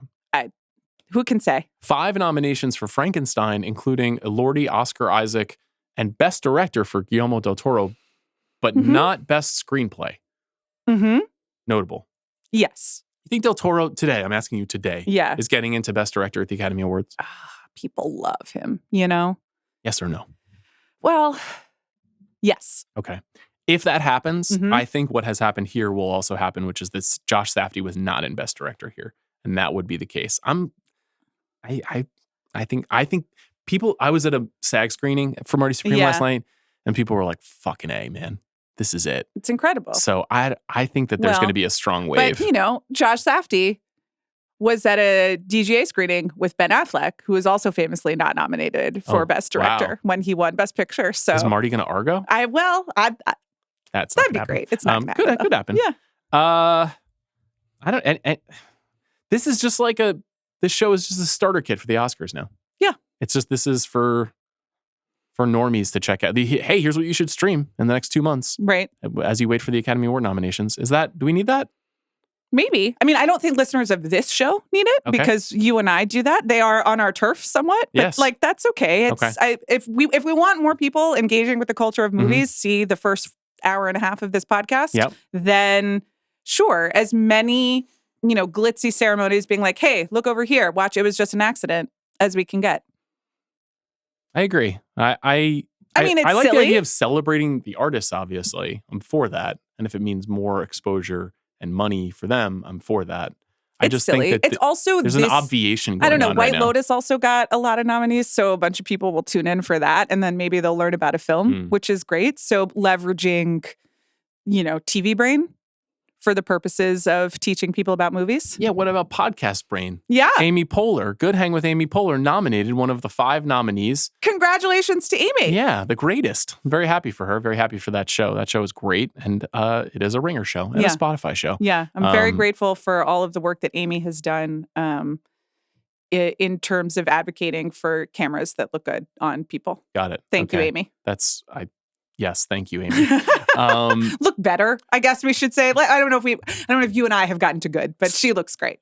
I'll never get to good. CR's campaign for Ben Shapiro shut down, denied. Tough break for him. Yeah. He'd been going door to door. Right. To all of the... Well, is it even the Hollywood Foreign Press Association? What is the name of the organization now? I think they are just the Golden Globes. Like, that's the name of the organization. Like, I'm Jim Golden Globe? Yeah. Okay. Mm-hmm. All right, cool. Let's briefly talk about It Was Just an Accident. Okay. The less said until you've seen it, the better. I agree. I just want to maybe highlight a couple of things that I really like about this movie before throwing to our conversation with Jafar Panahi. So, written, directed by him. The cast includes Vahid Mobaseri, Mariam Ashfari, and Ibrahim Azizi. Most of these actors are relatively unknown. This film was shot largely in secret, in part because of the experience that Panahi has been going through, which is slightly confusing, where he served time in prison. He had a period of time in which he was under house arrest. He had a long travel ban, a 20-year travel ban. He has been able to kind of navigate and negotiate around some of those things over that time. During the period in which he was under house arrest, he made a film called This Is Not a Film. He made a film in 2015 called Taxi, in which he just mounted a camera in a taxi and had a series of exchanges that may or may not be what really happened. Yeah. He's an incredibly experimental filmmaker, but also a very traditional filmmaker. And this movie is much more traditional than what he has been making over the last 10 or 15 years because of the circumstances that he's been under in the regime. What did you think of It Was Just an Accident? So I went in knowing almost nothing except that it was a thriller and that it won the Palme d'Or. Mm-hmm. And I loved it. I mean, I was like very stressed out, and it does that essential like thriller audience pleasing thing of there's a central question. And like, I didn't know. And I went back and forth throughout the film of where I think the various characters I understood their motivations, but are they right? Are they wrong? How is this going to pan out? I don't know. And it does manage to keep, wrong-footing you as it adds people and complications to the process. There's also one extended, there are a number of very tense set pieces, but there's one in a hospital that I have thought about with nausea. If I Had Legs, I'd Kick You was the most nauseous I've been in a theater. This is a close second. And this is that's a companion for part of the same Yeah. reason. The framework of the movie is that a man and his family drive into a mechanic's office after they've gotten into an accident, and one of the men working in the mechanic's notices that the man who has pulled in with his family may or may not be a significant and terrifying figure from his past, someone who is responsible for tremendous pain that he has caused him and caused other people that he knows closely. And he sets out to figure out if this man is in fact his torturer, the person who is responsible for all these terrible acts. And it becomes this kind of like Hitchcockian road comedy where you're really nervous and unsure of what is real and like what is true and what is not true, and whether or not they will be able to ascertain the truth. But as you said, they keep adding more and more characters and figures into this world, into this caravan that is traveling around Tehran. And it's like such a fascinating blend of tone because, and I come to it with a lot of this knowledge of Panahi's films and his filmmaking style. And some of his movies have a tension in them, but they're usually much more sort of like intellectually rigorous and exploring like what makes a movie. And this is a real movie. Yes. Like, it is a narrative story. And like I was asking him questions when we were talking about like convention and, how do you think about like plotting? And he was like, I don't really think about it that way. What matters is the idea that I'm really driving at. But that it isn't that kind of movie. Like if people are concerned about checking this out because they're like an Iranian film and, you know, in a foreign language that is a world that I don't understand, and what do I have to know about the director? Like you don't. You really, in order to click with it. And you learn a lot about the world. Yes. And really there are, you know, it's incredibly like well observed, and the you know, the tap to pay comes up several times, and I've thought about that a lot. Also, when we were fighting about who can dig a hole, that's immediately what I thought of. Yes. So there's a lot that stays with you, but it is you just want to find out what happens. That's and the way in which we find out. Yeah, is also the way in which just, it is we've been talking about what are the great endings of the movie endings of the year. You know, Marty Supreme, one of the great endings. Yeah. What was the other movie you said that you thought was like absolutely dynamite? There was, you know, If I Had Legs, I'd Kick You has an incredible ending. Yes. One Battle After Another has an incredible ending. Like No Other Choice has an incredible ending. There are a series of movies this year where you walk out going like, wow, nice. Yeah. And this is not quite as uplifting, I would say, but it is incredibly impactful and really delivers on the paranoia that is steeped deep inside of this movie. So, yeah, this is a wonderful film. And, we've been saying, like, is there like an Anatomy of a Fall this year? I think this is it. Yeah. It's starting. Yeah. You know, people were really responding to it. And obviously they're very, I think, savvily locating what Panahi represents in the world at large, and how, you know, if you live under fascism or you live under a controlling theocratic state, what does it mean to try to be an artist and express yourself? And he is doing that in fascinating ways. I don't know what's going to happen to him in the long term. He talked a little bit about his time in prison before this when we spoke. But that aspect of things is very scary and very sad. But I hope that he is here through the duration of I do as well, this, at least this campaign. But he's also, you know, his heart and his life and his family is in Iran. So he naturally wants to go back to his home. So it's a very complicated story. What an episode. Yeah, it's not done. It's not done. Let's go now to my conversation with Jafar Panahi.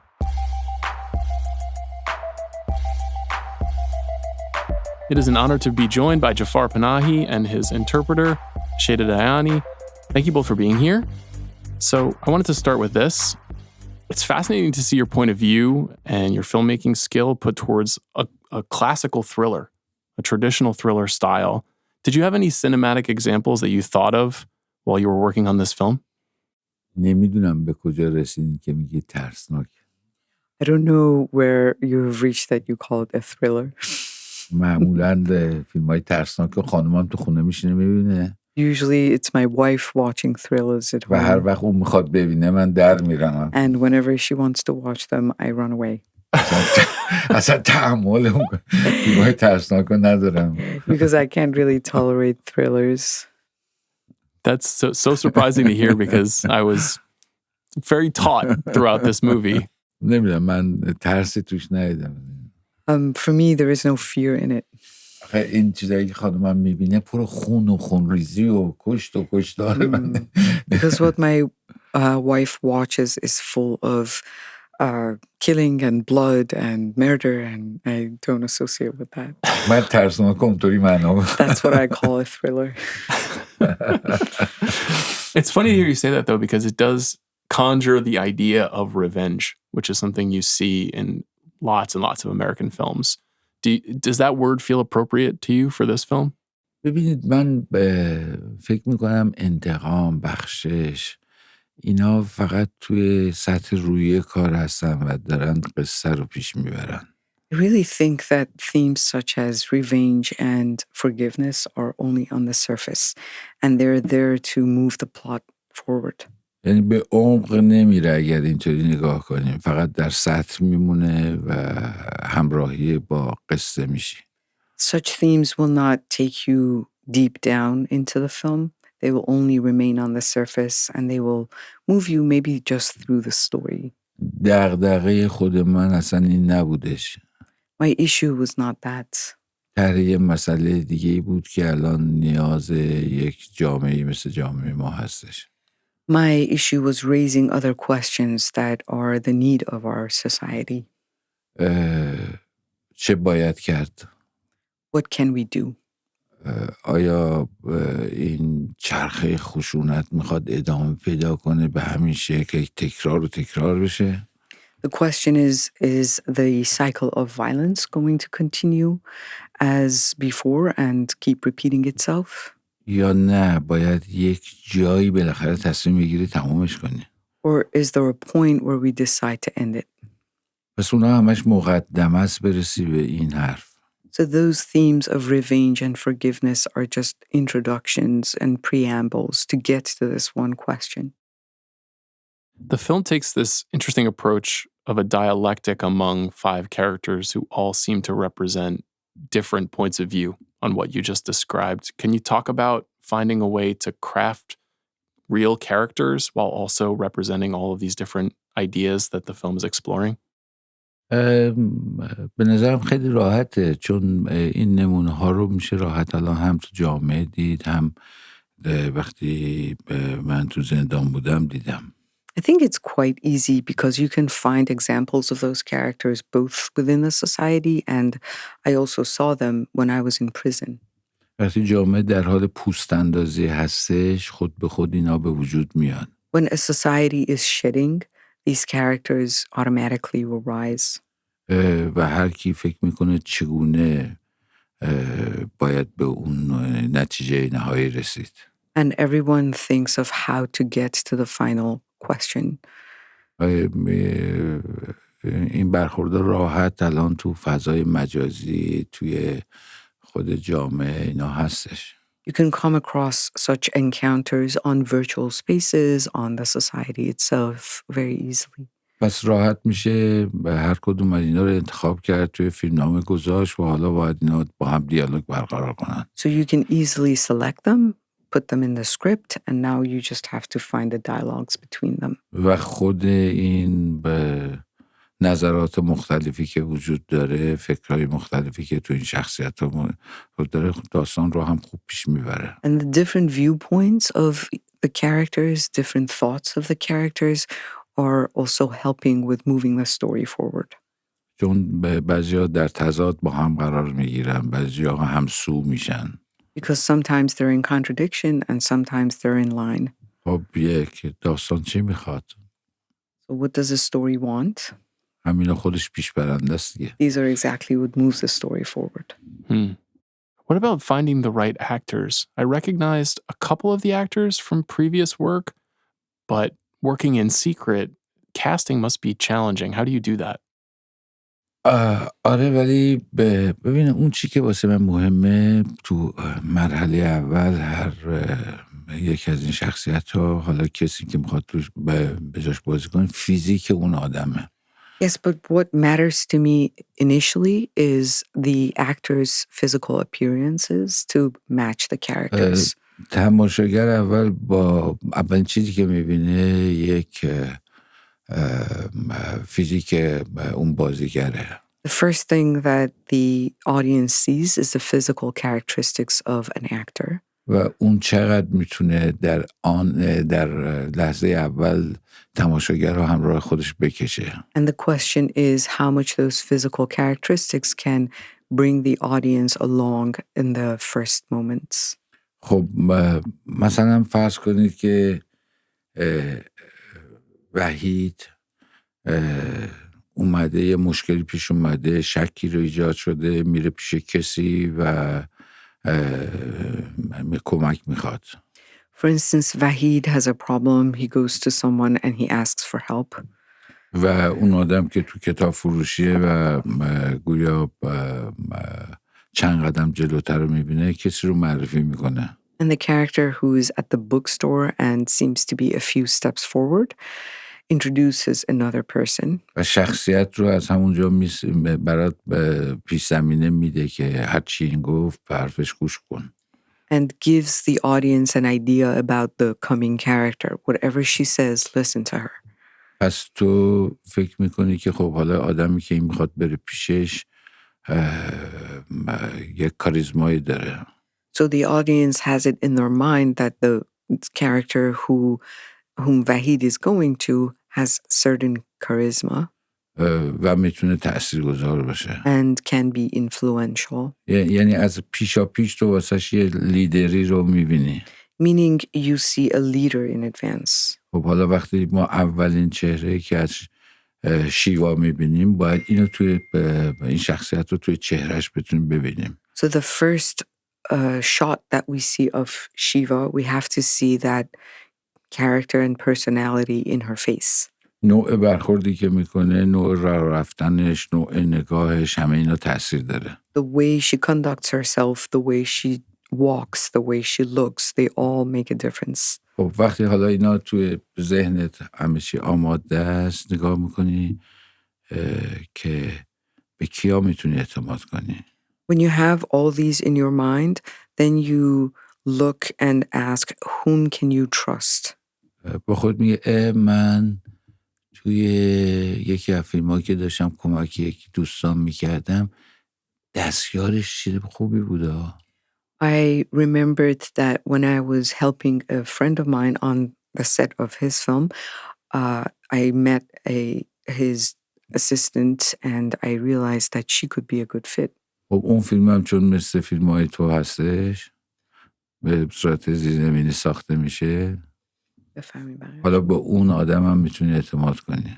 And because that film was made in the style of my films, Underground, I knew that I could trust that actor. این اکثر اینا یا بازی نکردن یا توی فیلم‌های این چنینی بازی کردن. Most of my actors either had not acted before or they had acted in clandestinely made films. I wanted to ask about Shiva. At first, I was surprised that there was not a filmmaking component to the movie, and then it occurred to me that she's a photographer. Is there a significance in Shiva being a photographer? در واقع تو فیلم زیاد توضیح نمیدیم، ولی این آدم با عروس در واقع خبرنگار بودن. I don't explain this in the film, but in fact, Shiva and the character of the bride were both journalists. وحید یه جا میگه که گزارشتون رو خوندم. Vahid says at some point that he had read the report. و به اون عروسم میگه به اشاره میکنه. And he makes a reference to the bride. خب خود به خود فکر کردم خب اینا وقتی یک گزارشی نوشتن یک عکاس بوده و یک خبرنگار. I thought that when they wrote that report there must have been a journalist and a photojournalist. حالا به این دلیل اومدش رو کار.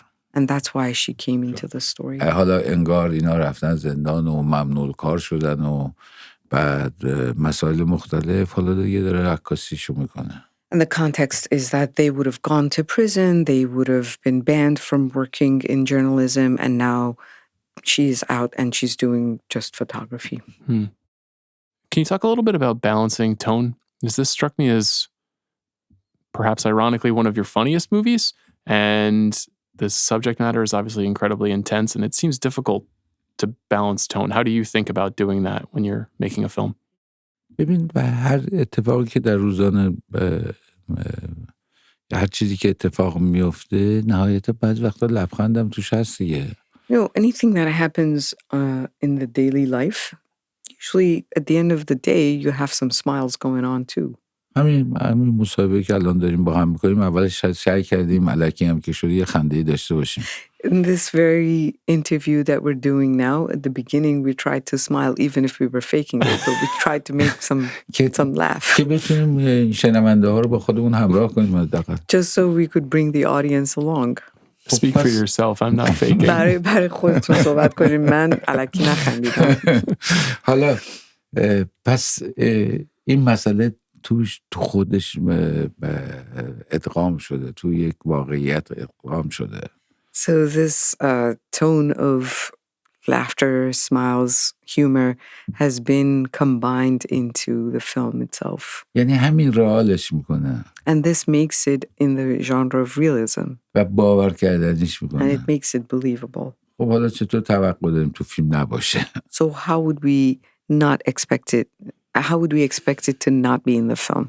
همون رو قابل تحمل تر میکنه. It also makes the subject matter more tolerable. به خصوص که من واقعا قصدنم میخواستم تا 20 دقیقه آخرین اتفاق بیفته. Especially because I really did want this to be in the film, this tone of laughter, to be in the film until the very last 20 minutes of the film. می‌خواستم 20 دقیقه اول واقعاً تأثیرگذار باشه. 20 دقیقه آخر. I wanted the last 20 minutes to be very influential. اونقدر که وقتی تماشاگر از سینما میره بیرون هنوز به فیلم فکر میکنه. To the point that when the audience leaves the theater, they would still be thinking about the film. واسه یه تفاوتی باید ایجاد میکردم. فیلم یه دست نمیشد. So I had to make some kind of a difference in tones in film and so that the film would not be monotonous. و حالا تصور کنید که اصلا اون قسمت ها این طنز رو نداشت، این لبخند رو نداشت. Imagine those parts that had humor, without smiles. ما تو 20 دقیقه آخر شما فقط یه دستی میدیدید، انقدر تاثیرگذار نبود. And that way the film would be monotonous until the last, also in the last 20 minutes, and it wouldn't have the impact that it does now. چون هیچ تنوع لحنی چیزی نداشتش. Because there was no difference in tone.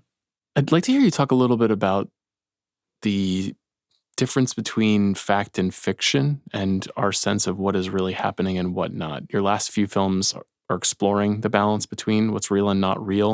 This film, that's also part of the character's pursuit. Did the work on those movies inform writing this movie? مسلماً اینطوری هستش. Of course they did help. ببین وقتی شما خب هر فیلمی نهایتاً واقعیت محض نیستش که شما دارید القای واقعیت میکنید. No film is pure reality. You're only inculcating reality. یعنی شما میایید از واقعیت ها الهام میگیرید، بعد اونو تو تخیل خودتون میبرید، دوباره به واقعیت برمیگردونید. A filmmaker gets inspired by realities, then the filmmaker brings those inspirations into their imagination, develops it in their imagination, and then brings it back into another form of reality. و تو این بازی که میشه سعی میکنید القای واقعیت کنید. And in this game, you try to inculcate reality. در واقع این داستان اصلا اتفاق نیفتاده. In fact, this story never happened. ولی تو تخیل شما اتفاق میفته. It just happens in your imagination. اما بر اساس چی؟ بر اساس یه شواهدای عینی. But based on what? Based on real references. یا بر اساس تخیلی که تو قبلا تجربه کردی. Or based on imagination that you have had before. چشم تو رو بستن، تو رو روبروی نیمتری دیوار نشوندن، یه قلم خودکار بهت دادن، حالا یکی داره همش پشت سرت راه میره و سوال میکنه یا سوال مینویسه. And based on experiences that you have had before, such as you're being blindfolded in the prison, someone walking behind you and you hearing their sound of footsteps and them giving you a pen and a paper and asking you questions. و تو فقط داره حس شنواییت بیشترین کارایی رو میده. And now it's just your auditory sense that is working at its peak. و از روی این صدا داری فکر میکنی، خیال میکنی که این چند سالشه، چه شکلیه. You're only reconstructing reality based on the sounds you hear. You're thinking, how old is this person behind me? What does he look like? حالا اینو من بیرون ببینم میتونم بشناسمش یا نه. If I see him outside, would I recognize him? ببینید خود بازی خود شروع شده. So this game has already started. و وقتی هم که حالا میخوای در مورد همین مسئله برسی دیگه این بازی شدت بیشتری میگیره. And when you write about the same issue, then this game becomes increased and highlighted. When you were in prison, did you take very specific notes so that you could find a way to reproduce or reimagine these experiences in your work? اصلا اون موقع به فکر فیلم ساختن نبودم. I really was not thinking about making films in prison. اصلا در تخیلم هم نبود که It was not even in یه my. روزی بخوام فیلم بسازم. It was not even on my mind that I would one day make a film. بلکه فقط میخواستیم روز بگذره. I just wanted the time to pass. با هم دیگه صحبت کنیم، درد دل کنیم، تجربیاتمون رو بگیم. We were talking with one another. We were having empathy for each other. We were talking about our experiences as pastime.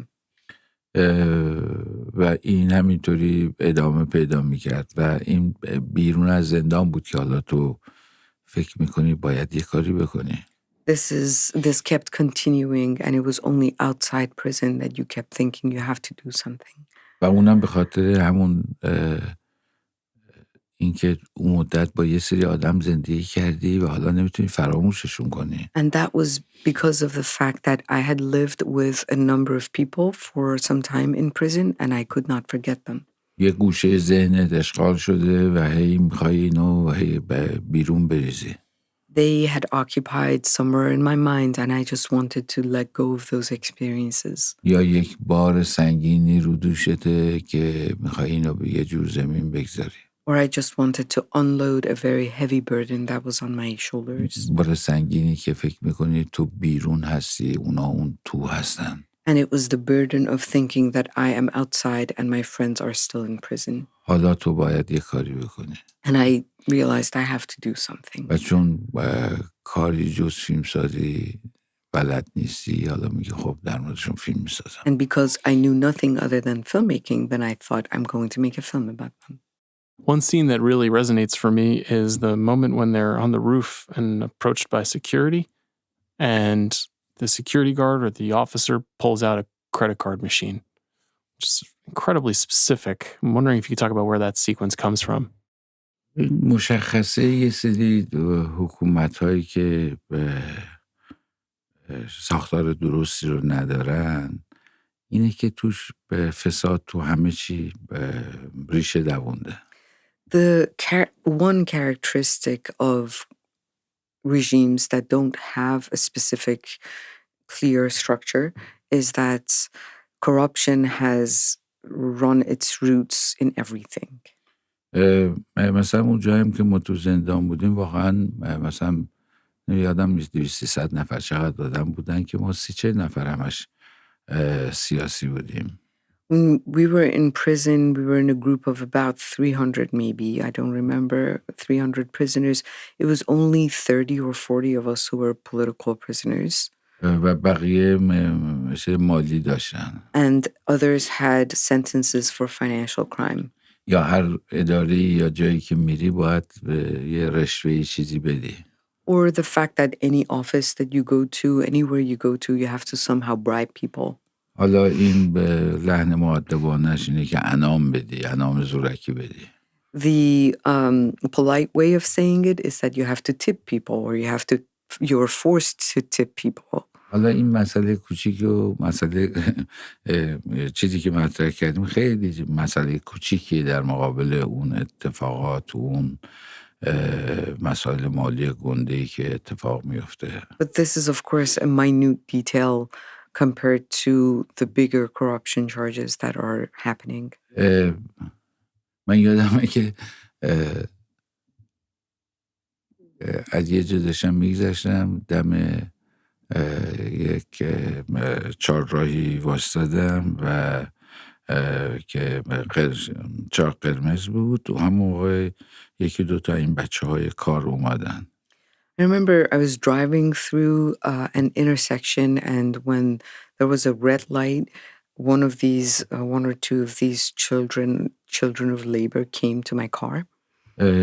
خواستن شیشه رو تمیز کنن و اینا حتی آبم ریختن که شروع کردن تمیز کردن. And they wanted to clean my windshield and they even started pouring water on it to start cleaning it.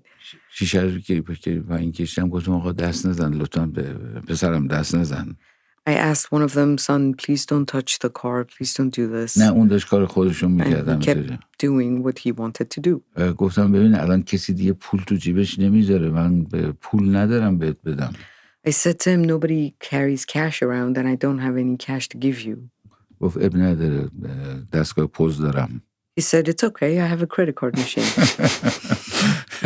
خب حالا اینا هم یه جور این تجربات هم میکردیم به اتفاق دوستانی که فیلمنامه رو مینوشتیم خب این هم خود به خود اومد توی کار. Of course, myself and friends who collaborated with me on writing this script have had similar experiences and they somehow made their way into the film. During that sequence and a few others, I thought of your friend Abbas Kiarostami a bit while watching the movie. I wonder, was he on your mind while you were working on this? What do you think you would make of this movie? نمیدونم آقای کیارستمی الان نیستش. I don't know. He's no longer with us. نمیدونم واقعا فیلم خوشش میومد یا نمیومد. I don't know if he would like the film or not. Do you hope that he would?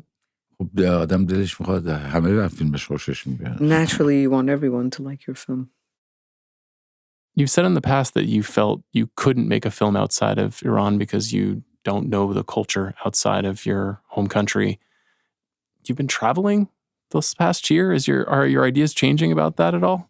این سفر نیستش که. But this is not traveling. یا تو هواپیمایی I'm either on the plane یا توی همچین اتاقی. or I'm in a room like this. کجاش با مردم ارتباط داری؟ Where am I in contact with people? اتفاقا مثلا هتل واسه من میگیرن یه جایی که خیلی جای خلوت و اینطور چیزاست. Sometimes they get my hotels in in neighborhoods that are not crowded or not among people.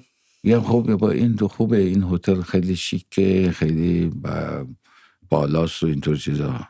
I say this is nice. It's a very luxurious, fancy hotel. بابا من میخوام تو دل مردم باشم تو جمعیت بلولم. But I really want to be among people. I want to be in the crowds. لطفاً هتل واسه من یه جایی بگیری که مردم باشن آدم یه 10 دقیقه یه ساعت بیکاره بیاد بره بینشون باشه. Please get my hotel in areas where if I have 10 minutes or 1 hour I could just meet people. ولی دوستان لط دارن همش من دور میکنن.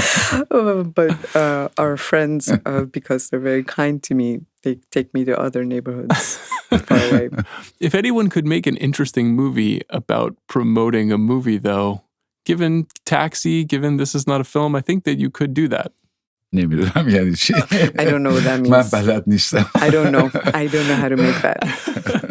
Have you figured out what you are doing next? میدونم که من در مورد جنگ باید یه فیلم بسازم. I just know that I have to make a film about war. یه زمانی هم 15 سال 20 سال پیش 5 سال دنبال یه طرحی دویدم. There was a time about 15 years ago that I tried really hard for 5 years to make a project, make a film project. اون موقع چون به صورت زیرزمینی نمیشد کار کرد چون امکانات گسترده میخواست بیگ پروداکشنه. It was not a film that I could make underground because it was a big production. اون فیلمنامه اولیه رو اون موقع نوشته بودیم. I had written the initial script. ولی نشد. But I couldn't make it. اما الان اتفاقایی که تو دنیا میفته واقعا آدم دچار ترس میشه. But with everything going on in the world, it really scares me. حالا باید من در مورد این مسئله جنگ یک فیلم انسانی بسازم. And it tells me that I have to make a humanistic film about war. نه اینکه فیلم جنگی بسازم بلکه یک فیلم اجتماعی با موضوع جنگ بسازم. Not to make a war movie, but to make a socially engaged movie with the subject matter of war. مثل یک تصادف ساده مثلا اینو فیلم سیاسی نمیدونم میگم یک فیلم اجتماعی با موضوع سیاسی. Just like it was just an accident, I do not consider it a political film. I consider it a social film with a political subject matter. حالا یه وقتی پیدا میکنم تو این سفرها و این هتل‌های دور افتاده‌ای که واسم میگیرن بعد وقت میکنم که بشینم یه خورده اونو اصلاحش کنم. Sometimes I get a chance on these trips and in these faraway hotels that they book for me to sit down and work on my scripts about the war. Would a film like that have to be made differently than what you've been doing in recent years? نه دقیقاً یک فیلم گفتم فیلم اجتماعی هستش با موضوع جنگی. No, as I said, it's going to be a socially engaged film with the subject of war. فکر کنم منظورش مخفی بودن و big production. نه این اصلا امکان پذیر نیستش مخفی باشه. It cannot be made clandestinely, absolutely not. هم امکانات وسیع میخواد هم سیاه لشکر و بازیگرای زیادی میخواد. It needs a big production, a lot of budget and a lot of resources. Does the success of this movie make that more possible for you? من هیچ وقت اینطوری نگاه نمی کنم آخه به مسئله. I really don't look at making films as such. من همیشه میگم که این فیلمو بهش معتقدم باید بسازمش. I always say to myself, I believe in this film and I have to make it. حالا باید راه پیدا کنم. And I have to just find a solution for it. حالا این راه چه زمانی چه کی ایجاد خواهد شد نمیدونم. And I don't know when that solution will come, how, and at what time. Jafar, we end every episode of this show by asking filmmakers what is the last great thing they have seen. I know you've been traveling and staying in hotels, but have you seen anything great lately? آخرین فیلمی که فکر کنم دیدم همین یه فیلم ایرانی بود که ترمیم شده بود و قرار بود که من در موردش حرف بزنم. The last film I saw was an Iranian film that had been reconstructed. کار استاد بیضایی بودش، فیلم باشو غریبه کوچک. It is by Bahram Beyzai, Maestro Beyzai, and it is called Bashu, A Little Stranger. اتفاقا اونم در مورد جنگ بود. And in fact, that too is about war. It's a great recommendation. Thank you very much. مرسی.